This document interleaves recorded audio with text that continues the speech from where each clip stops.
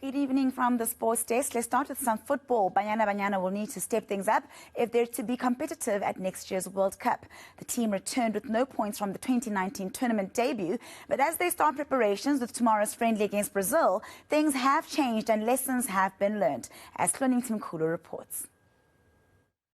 Some things are a little different from 2019 as Banyana Banyana continue the countdown to next year's World Cup.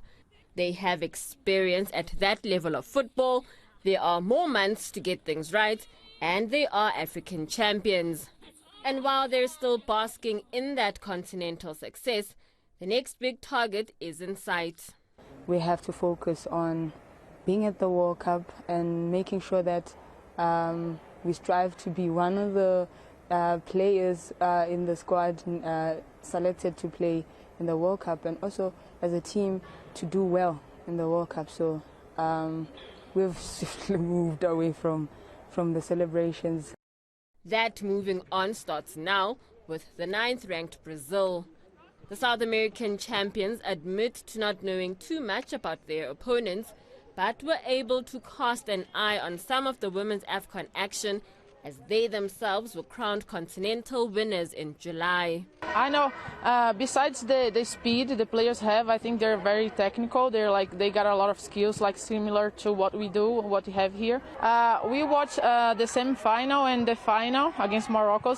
I don't really know them very well, but I know they're skillful, they're really good players, and we're expecting to play a really good game. Coach Desiree Ellis's Chargers have been down this road before, preparing against sides so much better than them.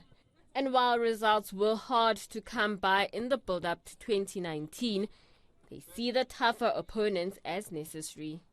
With them, it's like professional football all the time, and I think it's very, very important because it then shows you where you need to improve, which standard of football you need to actually look forward to going to the World Cup.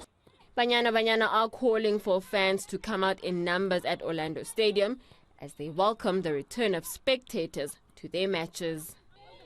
Hloni Mtimkulu, Soweto.